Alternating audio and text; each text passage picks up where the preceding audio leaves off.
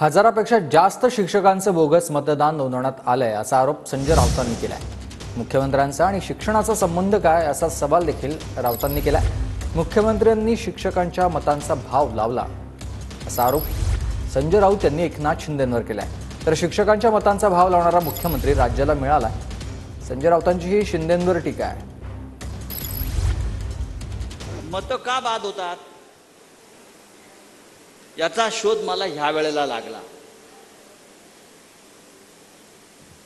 हजाराच्या आसपास किंवा जास्त बोगस शिक्षकांचं मतदान इथे नोंदवलं गेलं।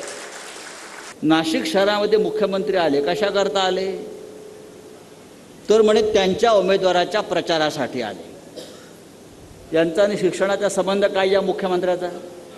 तर त्यांनी शिक्षकांच्या मताचा भाव लावला। शिक्षकांच्या मताचा भाव लावणारा मुख्यमंत्री हा महाराष्ट्राला लाभलेला आहे।